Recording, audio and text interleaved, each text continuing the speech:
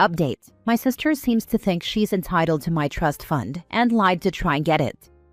Original post: there's a bit of backstory to this, and I'm not sure what's relevant, but I'm sure you'll tell me if I blather on too much. Mostly I just need to rant. My 38 female family is a little messed up. I essentially have or had 5 parents and 3 different groups of siblings. It's a bit much.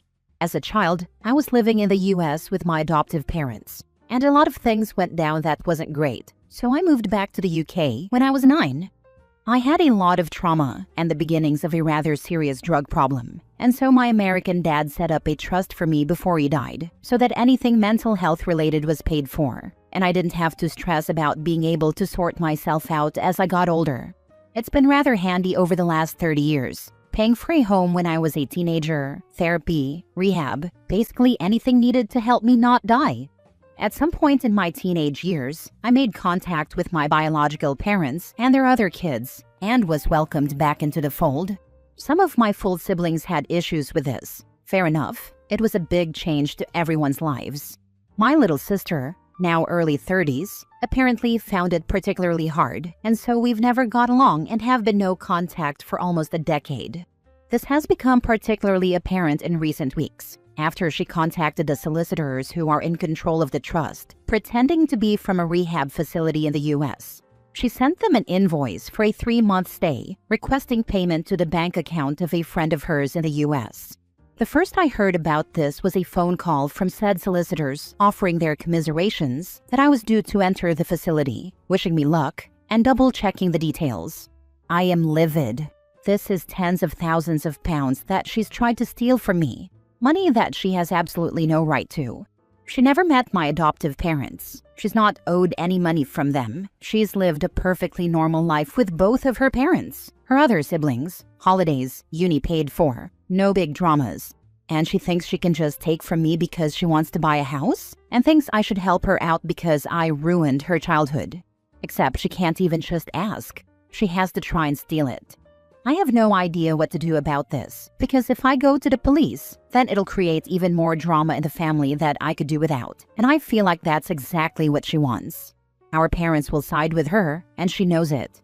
I don't want to give her the satisfaction, but I'm just so mad that she chose this specific way to try and take what's not hers. It feels like such a low blow. Obviously, she's getting the sweet F around, but WTF? Edit to add because a few people have asked. My father had to bail me out of a crappy situation a couple of years ago, which included getting a flight to another country to come and get me. Obviously, I insisted he accept reimbursement for his flights, despite him not needing the money, so he would have had the details of my solicitors and the fund from that time. My sister often visits my parents, so I suspect she would have seen the information in my dad's office at some point. I've certainly never mentioned the fund to any of my siblings. Now for the top comments before reading the updates. You really should go to the police. If she had the audacity to do this, there is no stopping her from escalating even more. If your parents side with her, that is also useful information. You cannot trust them and should be very careful around them, if not just cut them off. Do not let these people treat you like this. Family or not, you deserve respect. Yep. Also, this is not probably the first time she tried fraud, scam, and identity theft. Other family members have also probably suffered from it. These scammers often try with family first, because it's easier to get family information to set up duplicate accounts. Might want to run a credit check on yourself as well. Calling the police is definitely the appropriate thing to do. Does she know you caught on to her attempt at stealing your money? Have you confronted her? If not yet, in passing mention someone was trying to commit fraud against your trust and your solicitors caught it, and there is going to be an investigation into who it was trying to commit this crime. And when they do find out, the person is going to be in a boatload of trouble. See how she reacts and your family to gauge how they feel not knowing yet it is her. She doesn't know yet. I asked the solicitors for some time whilst I tried to get my head around things before they or we did anything. I've not had contact with her in years. I wouldn't even know how to get hold of her without going through my parents. I might speak to them though, and mention that someone's tried to defraud me, then poke around asking a few questions a few days later and see what her reaction was. I have no doubt they'd tell her about it. Could be interesting. You might not have a choice if the solicitor has reported as attempted theft. Set up a password with a trust so she can't do it again. That trust is definitely locked down now, no doubt about it. I didn't think I needed it to be quite that secure because I didn't think anyone would do this. But oh well, we live and learn. Do you have a will? Make sure she can't inherit and knows it. Don't let your bio parents inherit either because she will think she can get it from them. Stay safe.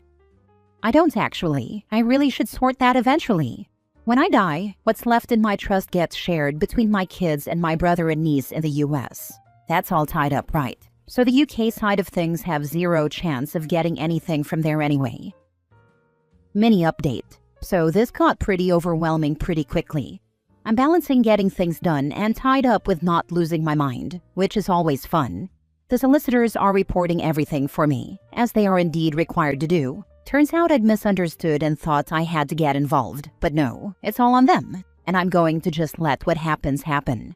I'll be setting up a meeting at some point to go through all of the transactions made over the last 20 years or so, just to make sure nothing else nefarious has gone on. Thanks everyone for the reassurance that I'm not doing something wrong by wanting this sorted, but I'd appreciate a little less speculation on my life and the role my parents play in it, if you could manage that. Now for the full update 10 months later. I don't like to leave a story unfinished, so even if no one is interested, I'm just gonna leave this here. A final update about my sister feeling like she's entitled to my money and attempting to steal it from me. So, after months of pretty much just waiting, it turns out absolutely nothing is going to happen. No charges, no consequences, no official acknowledgement, beyond a few "we understand your frustration" emails. The friend whose bank account my sister tried to funnel the money into has been fully cleared. It would seem they had no idea what was going on.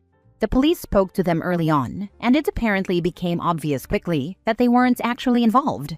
The US police won't take it any further because no actual funds were transferred, so there was no financial loss. And because my sister is in the UK police have closed their side of things as well because the US cops aren't interested, so she just gets away with being an a-hole once again, I guess. So that's that. 9 months of paperwork and stressful meetings with solicitors, and one minor mental breakdown, only to be told it's essentially gone nowhere, which is pretty anger-inducing but also kinda expected. Somehow that woman gets away with bloody everything. We haven't spoken, and we won't. I'm not sure what my parents' involvement with her is these days, but I know they won't be expecting us to be in the same room as one another again. So I guess that's some level of support. No contact prevails. I know this is frustrating, but you got a small win in that she was entirely unsuccessful in getting your money. This is true. I haven't read all the comments, so this may be redundant, but make sure your solicitors know to never pay out one single penny without your express permission, and maybe your notarized signature. I would set up a security code that only you know so no one can try to impersonate you. Also, make sure you have an ironclad will that your sister cannot contest. Maybe leave her $1 or pound so that she cannot claim you forgot about her. If OP is adopted, then legally speaking, her bio relatives aren't her relatives anymore, as all ties were legally cut. Yep, this.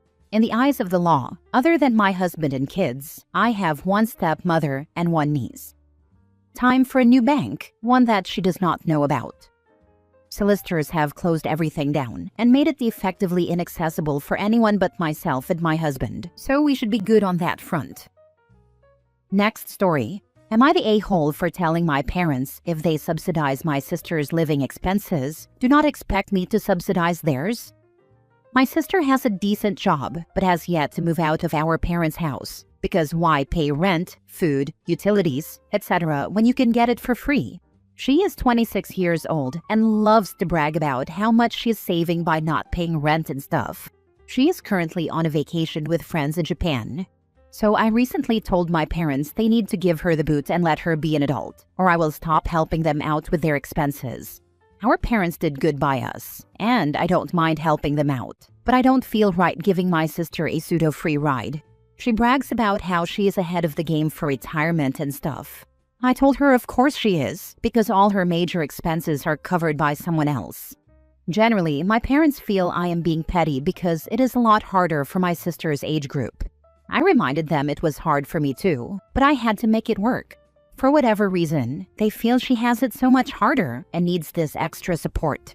I agree that maybe an aspect of jealousy is present because living at home was never an option for me. For my sister, it was just assumed, but the other reality is my parents could not afford to let her live rent-free if I was not helping them out. I'd pay their mortgage, insurance, and property taxes. They suggested I use that money to help my sister instead, so she can move out. What? She can afford to fly and stay in Japan for 1 month. She goes on multiple vacations a year, and she needs help paying rent? I get that they are worried about her mental health. She shuts down very easily, and in high school she had a bad stint with self-medicating. So sure they are afraid of her going back down that rabbit hole. Maybe I am just being the jealous older sibling because I didn't get the same type of love and care she did. I was old reliable. It was expected of me to do well. She got a B and it was a major event. I graduated with honors and got a card with $50. She graduates, and it's a major milestone and family event. I get that parents grow as they get older, and we have a 10-year age gap between us. Though yeah, am I being an a-hole here for not taking into account my sister's and her generation's issues and hardships? I have the means to help. Like my dad said, I should just help because it is the right thing to do. Am I being petty? Not the a-hole. Stop paying for their stuff, unless the house is yours. If the house is yours, your sister can pay rent to you. I really don't understand why you're paying everything for all 3 of them, which you are doing. I get the care insurance, but that's it. You say it doesn't affect your life, but it does. That money can secure your future. It feels like you're trying to buy their love. As the poster above has said, continue paying if the house goes in your name. Why are you giving them money they never gave you? Why don't you save that money for yourself and let your sister pay rent? You have been old reliable because you won't actually stand up for yourself. You are enabling your sister by helping your parents. If your sister has no job, how do you think she can afford to go live in Japan? You need to learn to be selfish like your parents and your sister by not giving them money they never gave you. Tell them you learned from them not to give money to family, as they have never given money towards you. She has a job, and what I give my parents is 100% disposable income. By no means am I hurting, which is where the pettiness comes into play. That's not the point that it's disposable. Why are you giving them money in the first place? Actually, what you are doing is already helping them subsidize your sister. You have to realize that, right? Was just trying to help out. They have been using said money to booster their retirement account. The original goal was to free up funds for them to save more for their retirement and for me to help them off the house sooner so when they retire, they don't have to worry about such a large sum. By 2031, the house should be paid off at the rate I am going. I also pay for their LTC insurance policies, just in case if they need them in the future. Yeah, I know, which is why I am torn, because I want to help them and allow them to live comfortably in their twilight years with minimal worries and concerns. I just don't want to let my sister coast by proxy. Last story. My sister cut me off because I didn't welcome them to my home for as long as they need vacation. Exactly as it says. My sister stopped talking to me because of a visit she decided to plan to the country where I live. At first, when she told me she and her family were thinking of coming, I was genuinely excited. I hadn't seen them in a long time, and I thought it would be a fun, meaningful reunion. But as the details started to come out, the excitement turned quickly into anxiety. They weren't talking about a short trip. They were planning to come for a couple of months. Not weeks, months. And from the way they talked about it, it was just automatically assumed that they would be staying with me the entire time. I started asking questions, trying to get a clearer idea of what the plan was. There was no plan. Every time I asked, the only consistent answer was, "We'll be there for a couple of months." They both intended to work full-time from my home during that time. Meanwhile, my boyfriend and I also work full-time from home. We have only 3 bedrooms. To accommodate them, I would have had to move my entire work setup into our bedroom. And on top of that, they would be working at odd hours because of the time zone difference, which meant constant noise and disruption. Another huge point, they had never even met my boyfriend. Not once. So the idea of them essentially moving into our home for months, working all day and night, taking over our space, and disrupting both of our jobs was overwhelming. The more details they casually mentioned, the more I felt a knot forming in my stomach. Nothing about it felt respectful or reasonable. So I talked to my sister and tried to offer a compromise that felt generous and manageable for everyone. I told her they were welcome to stay for 3 weeks. 2 weeks at our place, during which I would cover all the expenses for road trips and outings, and then 1 week where they could go explore wherever they wanted. I even said they could use our car for that final week. She was furious. According to her, I had no right to put a time limit on her stay. And since that conversation, she has refused to talk to me. It's been a year now, all because I set a perfectly reasonable boundary. Are you sure it was a vacation? Sounds more like moving in. Exactly. If they both work from home, there is nothing to push them to return back to their own home. Is there anyone else OP can talk to where she lives to find out if they are letting go of their place back home? Or mutual friends that might know what the sister is really up to? I would not let them stay at OP's house. Once they are there, it may be difficult to get them out. I have a brother in Italy. He's 2 years older. I live in NYC. I visit him every couple of years. I stay with him and his wife about 7 to 10 days. I cook a bit and pick up some bills at the supermarket. He came to stay but was really just passing through on the way upstate to see our mom. I picked him up and dropped him off at the airport 4 times and took him out for lunch. I recently got over a heart attack and stomach surgery last year. I'm just not feeling 100% yet. He was so offended I didn't roll out the red carpet and wasn't waiting on him enough, according to him. He was so upset he won't speak to me again.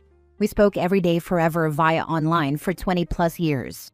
We were as close as brothers can be. I apologized that I disappointed him and did my best to patch things up, to no avail. It's just insane that he's gone no contact. We even buried our dad this past summer and I thought we came together. Nope. It's like I have no brother now. Just crazy how it went. You can only control your behavior. No one else's. Try and take the high road. Be kind and support them the best you can. But keep your peace. I really understand your predicament. Best wishes for resolution.